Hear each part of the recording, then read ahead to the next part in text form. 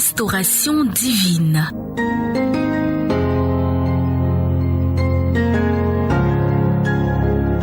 Une émission présentée par Memel Lee et le mouvement christocentrique Éveil missionnaire catholique pour votre édification spirituelle. Tu ne peux le comprendre.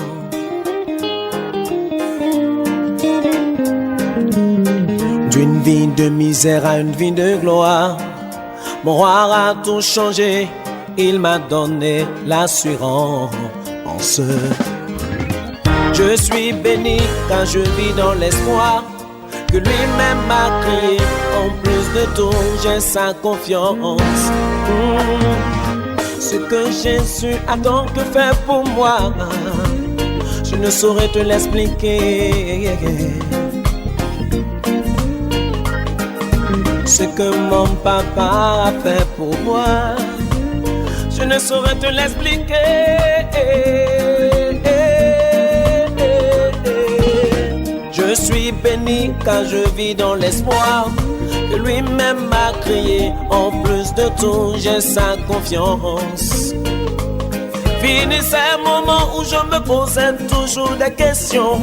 De quoi sera fait de... Notre exhortation va porter sur la dignité perdue, retrouvée plus glorieuse. Ce thème est inspiré de l'expérience vécue par Bartimée à Jéricho. Et pour ce faire, nous allons écouter la parole de Dieu tirée de Marc 10, versets 46 à 52.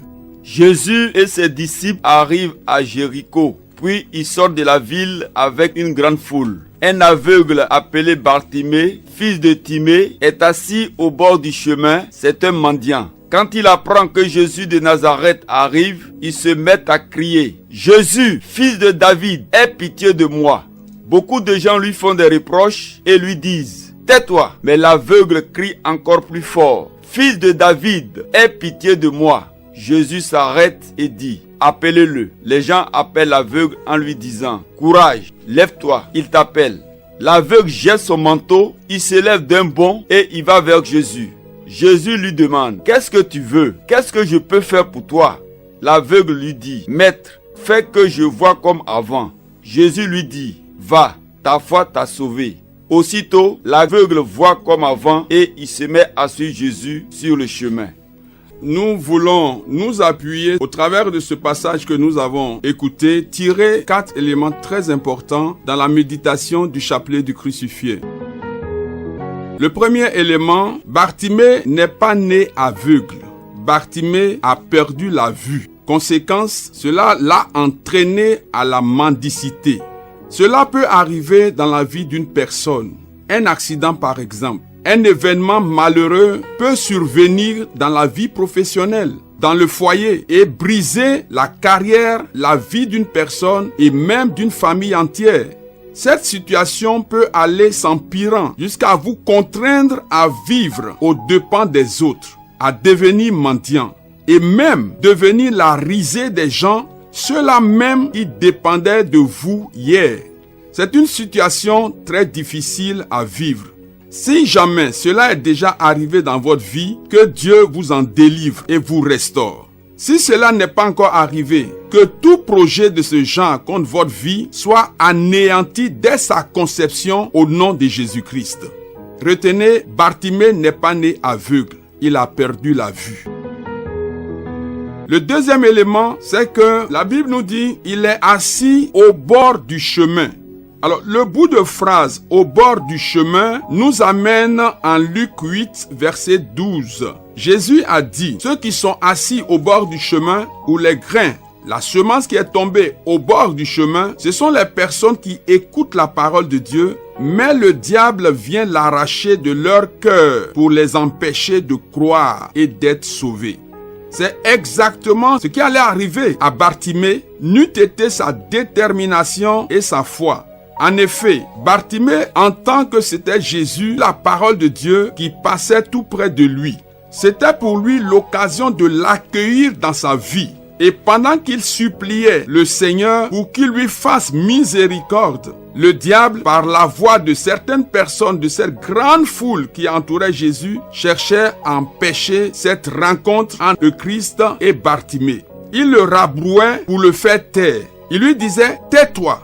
Alors cela peut nous arriver. Il y aura toujours des gens dans notre vie qui chercheront à briser notre foi, briser notre détermination. Il y aura toujours des diables déguisés en anges de lumière, en amis, qui feront perdre d'importantes opportunités d'affaires à leurs amis, à leurs parents.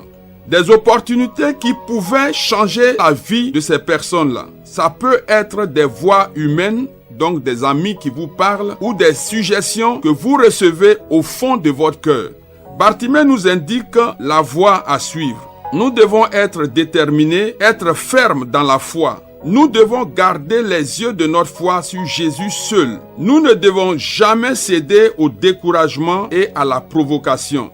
Voyez-vous, quand nous méditons le chapelet du crucifié, le diable utilise beaucoup de moyens pour nous décourager.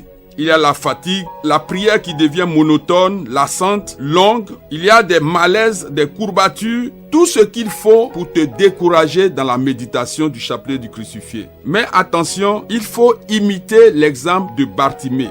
Ne jamais perdre les opportunités que Dieu te présente ou que Dieu veut te présenter au travers de la méditation du chapelet du crucifié. Bartimée, malgré les cris de l'entourage de la foule, a insisté jusqu'à rencontrer le Seigneur Jésus. Le troisième élément, la Bible dit qu'il a jeté son manteau et d'un bond vint à Jésus.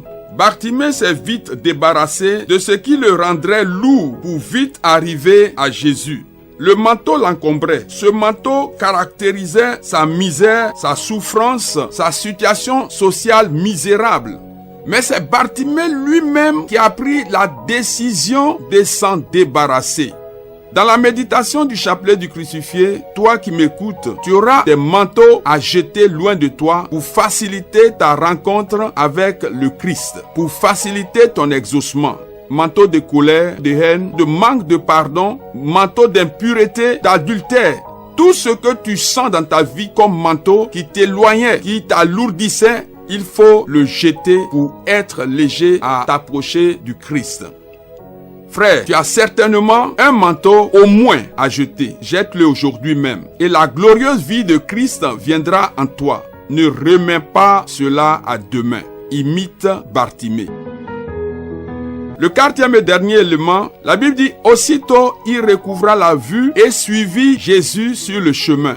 Et donc, après sa guérison, Bartimée n'est plus revenu à la place où l'aveuglement et la mendicité l'avaient contraint à demeurer. Il n'est pas revenu chercher son manteau. Il a continué avec celui qui l'a guéri. Il a été reconnaissant envers Jésus et il s'est mis au service de son Sauveur. Vous savez que Dieu sonde les cœurs. Rien n'est caché devant lui. C'est vraiment regrettable dans la méditation du chapelet du crucifié de voir des personnes qui viennent seulement pour avoir la grâce, pour avoir la bénédiction, mais qui ne veulent pas accepter Jésus-Christ dans leur vie. C'est vraiment regrettable.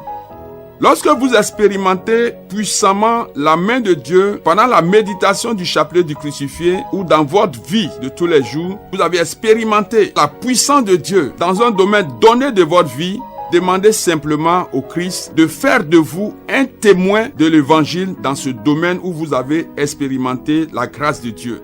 Et en ce moment, Dieu enverra son onction sur vous. Par exemple, si vous avez été guéri d'une grave maladie, vous êtes mieux placé pour témoigner de Jésus-Christ qui guérit. Si vous avez bénéficié d'une délivrance, vous êtes bien placé pour témoigner de Jésus-Christ qui délivre. Si le Christ vous a délivré d'une situation financière, vous êtes mieux placé pour en être le témoin. Demandez-lui simplement la grâce de faire de vous un serviteur dans le domaine où il vous a puissamment visité.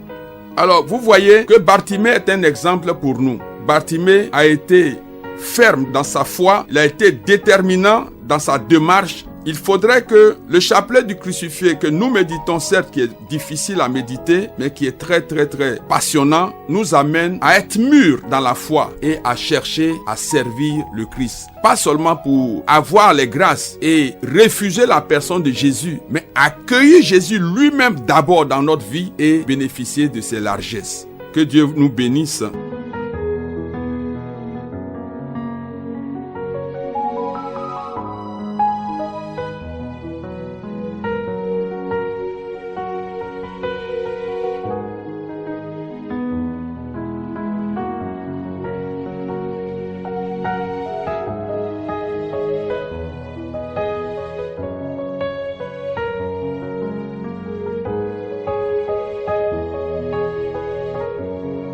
Le dimanche, quand ils ont annoncé le chapelet crucifié, j'ai dit bon, comme je n'ai jamais entendu, je vais aller voir. Le lundi, je suis arrivée. Je ne savais pas qu'on venait avec un chapelet. Quand je suis arrivée, je n'avais pas d'argent pour acheter. Je suis venue avec une camarade, elle est là.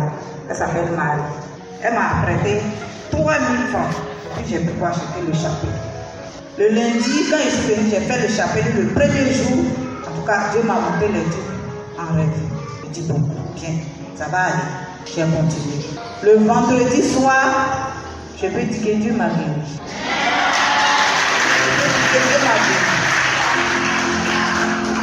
Je dis merci à Dieu. Et je dis merci à une maman qui est là, qui m'a envoyé dans l'église catholique, qui m'a convaincue de venir dans l'église catholique. Elle est là, elle s'appelle Maman Marie. La voilà, c'est ma maman. C'est elle qui m'a envoyé ici. C'est à cause d'elle que je suis arrêtée devant vous. Sinon, ça n'a pas été facile pour moi. J'ai souffert. J'étais malade. J'ai dit, quand mes menstrues viennent comme ça, mon sang finit dans moi. Avant mon opération, je suis allée à l'hôpital, on me dit j'étais à 4 grammes. Le gynécologue m'a demandé, tu as fait comment pour arriver ici? Tu es venu avec qui? Je lui ai dit, je suis venue seule. Ah, je me suis promenée dans les prières, à Dabou, à Gambé, même ici. Mais vraiment aujourd'hui, je me tiens devant Dieu et je lui dis merci. Merci de m'avoir béni. Amen. On acclame le Seigneur pour la sœur. Et comme elle le disait tout à l'heure, vendredi avait été décrété jour de délivrance. Et c'est ce vendredi-là qu'elle a eu sa délivrance. Au moment où le modérateur faisait son ministère, la sœur a tombé. Et toutes les douleurs qu'elle ressentait depuis plusieurs années ont disparu jusqu'à aujourd'hui. Amen.